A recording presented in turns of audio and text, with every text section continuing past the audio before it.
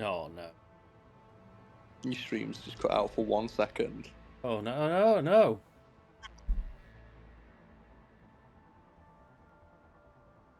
Don't do that, stream. We appear to be still live. Star Wars show. Are we live? I don't know anymore. My OBS appears to be saying that we're still connected. Yeah.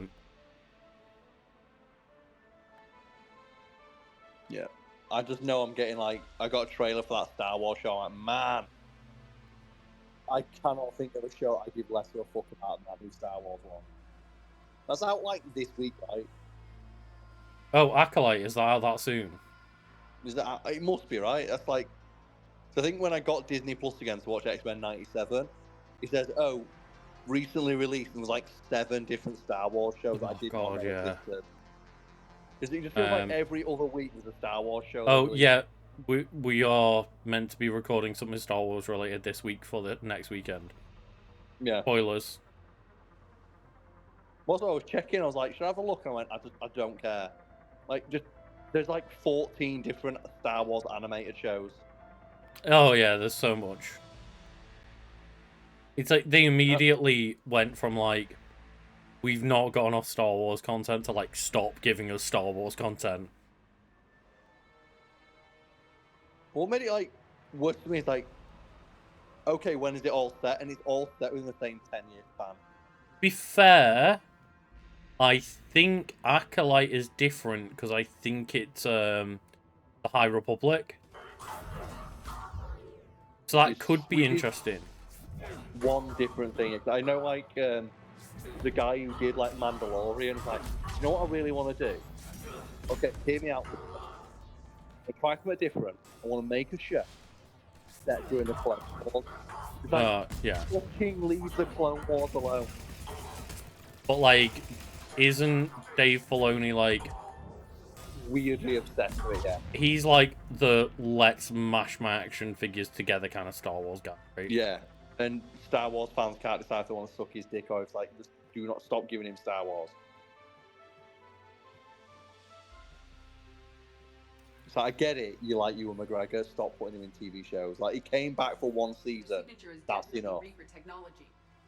Yeah, sorry, I think just my internet in general just cut out for 1 second there. That's why I just tried to post a few emojis in chat. Like, I do exist, but like, technical difficulties. Got the sample. Roger that. Meet you at the landing pad.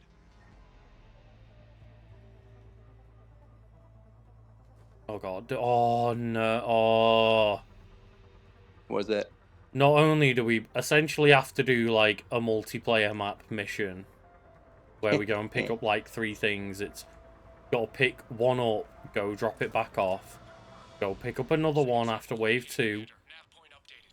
Is this like one of the things that teach you what the multiplayer's like? Yeah, yeah.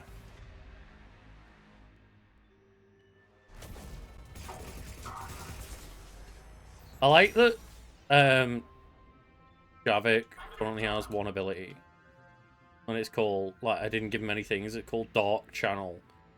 Plague an opponent with a persisting damaging biotic field.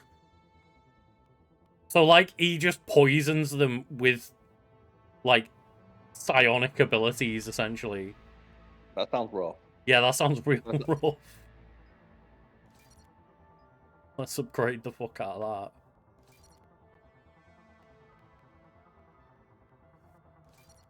Grab a bit of slam. And then Vengeful Ancient is a fucking the name of his skill tree. That's one. So that Acolyte show set in the High Republic, so I'm trying to think. Who was alive in the High Republic? I don't really know. But like Knights of the High Republic, like KOTOR, like that setting. Oh man.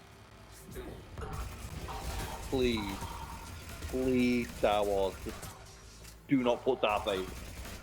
I'm pretty sure Acolyte is the one that's High Republic setting. Or am I wrong?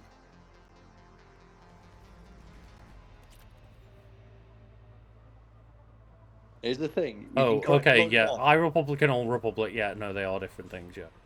Yeah, you can correct all you want. It doesn't matter because it's Star Wars and we don't care. But I do care to an extent of, like, well, at least something's being set differently. Yeah, well, that's the thing. We care in the sense that it's this important piece of pop culture. We don't care enough that if we get it wrong, that it's going to bother us. Yeah, It yeah, doesn't so bother me if I get it wrong.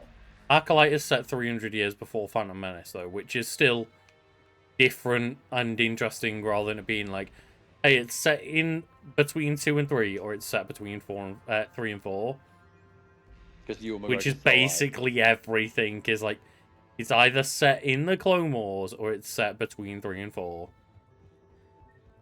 It's like, that was a cool thing when everything wasn't set between 3 and 4.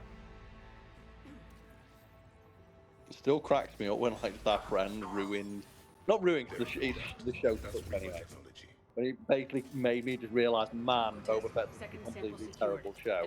He went, yeah, if you watch it and you realise the entire show is Boba Fett asking people to be his friend. I went, wow, what a way to fucking ruin the mystique of Boba Fett. And that's about all Boba Fett had, right, is like Mystique, because Yeah, they'd never had any notable achievements, or at least not in no. the actual, like, mainline lore or anything, like, not in any movies. If you go by his mainline movie appearances, like he had 4 lines of spoken dialogue. And then ate shit in Return of the Jedi by, like, a guy that didn't know what... Yeah, he got beaten up by blind Harrison. Yeah. But I legit think Harrison Ford in real life could probably beat up Boba Fett. The way that presented in Return of the Jedi, at least, yeah. Like, he gets caught off guard, and he's meant to be the best bounty hunter in the galaxy. He gets caught off guard by a guy that can barely see. He's like, Harrison Ford essentially is like, just come out of a coma and takes him out. There's like a moment as well, they keep putting, they can't decide if they want to leave it in the cut or not. Jokes, there's like so many different versions of the film. And there's one where it's like Boba Fett like awkwardly flirting with one of the girls, like going on Jabba girl. And it's like, look at how cool Boba Fett looks when he does this, like it looks so fucking bad. That's rough.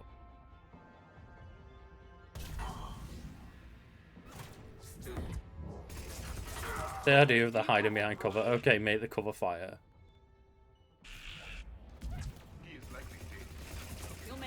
I even forgot about the singularity.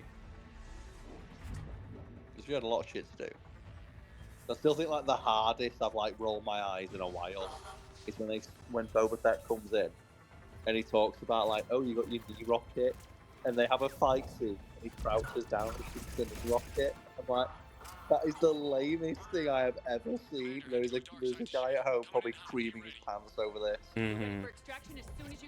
The knee rocket is the stupidest fucking thing. But is it maybe the coolest thing in like the stupidest way? Like in like the meme-worthy way? It's the fact though that they had to show it off because it's so stupid. Yeah. It's like the rocket on his back where he has to fire it by leaning over it and spread it out.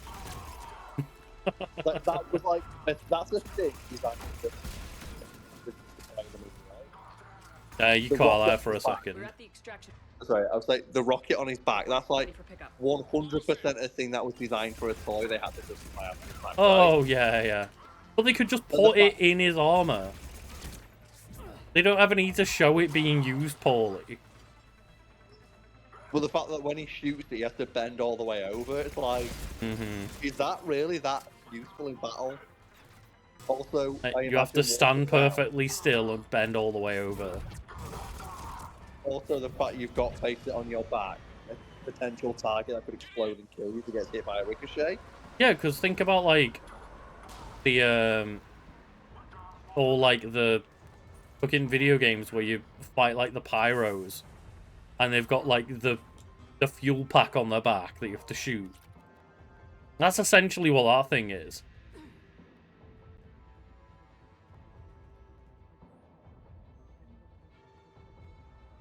How do we get this? Funny. Like it cracks me up so much because it's like I remember watching that and just like my eyes rolled into the back of my fucking head when it happened. I'm like, because you know as well that Dave Filoni was like fucking creaming his pants when he did that. The thing I don't get is why doesn't Boba Fett just invest every bit of Beskar, not Boba Fett, Mandalorian. Like, invest all that Beskar that he's got in just those fucking, those little, like, wrist rocket things Oh, like kill everything. The that problem solver. immediately home in and kill everything in sight. Those things are just so powerful.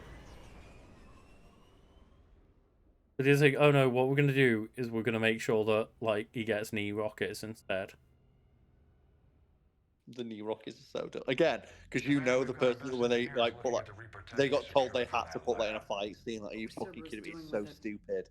It's such a stupid weapon. When will this ever work? And the only real time is like when the enemies are running up the hill and he uses like one knee rocket. It's like he could have just shot them. Good work, Commander. Could have just continued to use the gun in that scenario. It's again as well like the knee is a weak point.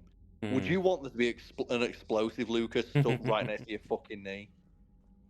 Right?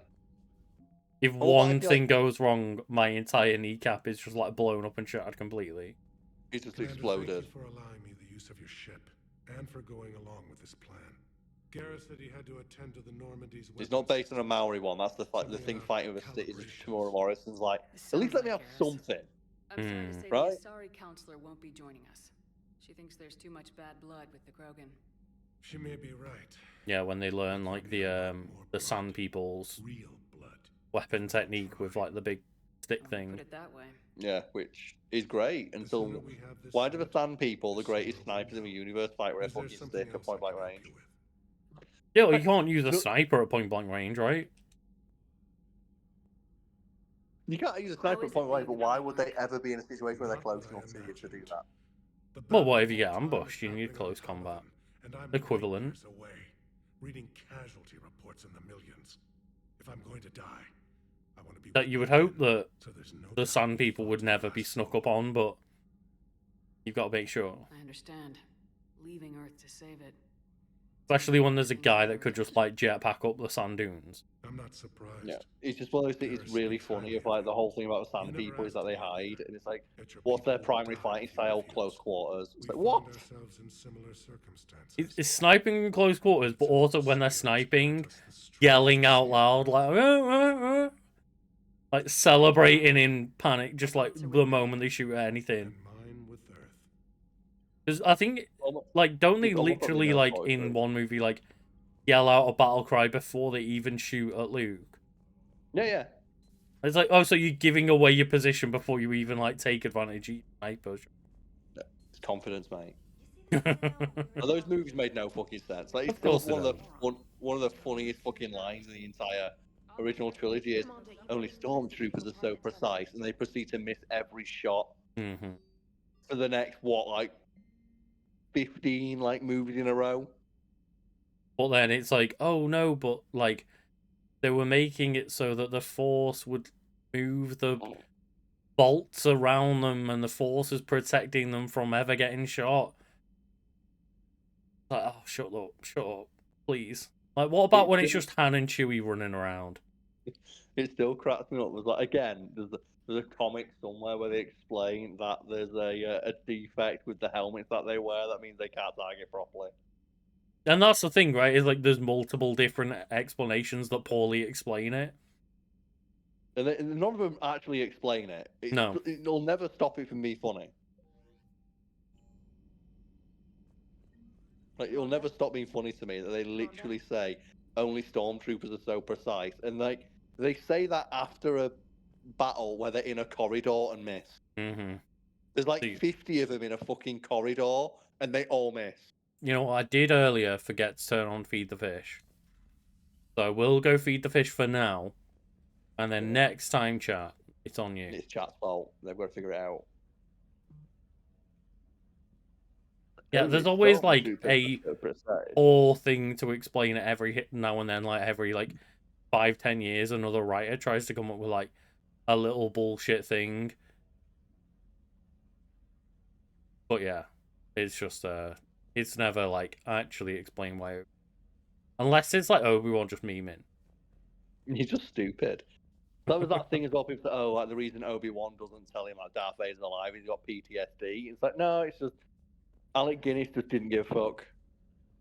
Well, and also they just hadn't figured out the next movie. Yeah. There's also that great one. It's like when he can sit on a log. It's like Force Ghosts can interact with physical objects. Like Alec McGuinness just refused to stand up. Right.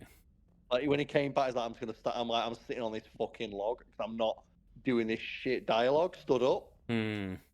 So now Force Ghosts can physically interact with stuff because Alec Guinness wants to sit down. Like, legend. What a fucking I love it. Right. I think we'll leave it there for today.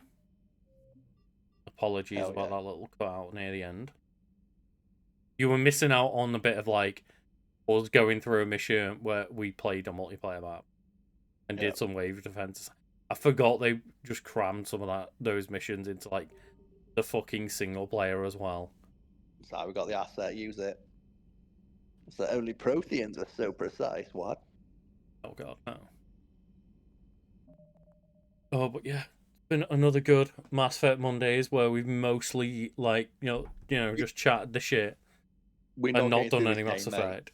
We're not. We've got through one mission. Barely. We got through one mission.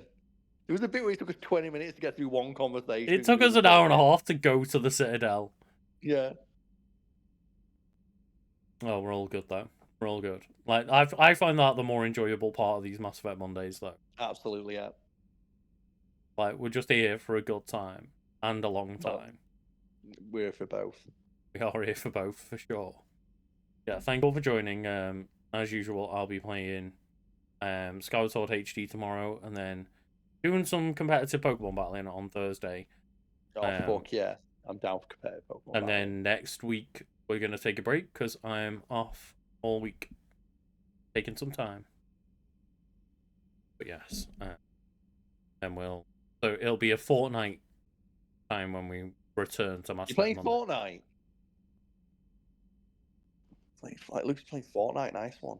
And also, when I return in 2 weeks, Destiny content will be out, so I'll also be playing some Destiny and mixing my schedule up a bit around the Destiny launch. No doubt, because I will probably be not wanting to play much else other than just Destiny. But in 2 weeks' time, I will say that I'm going to commit still to Mass Effect Mondays. But then the Zelda and Pokemon streams that week may be Destiny streams. I'm not sure. I'll see where we're up to. Yeah. Thank you everyone for joining, and I hope everyone has a lovely day, evening. Hell yeah. Cheers, everybody.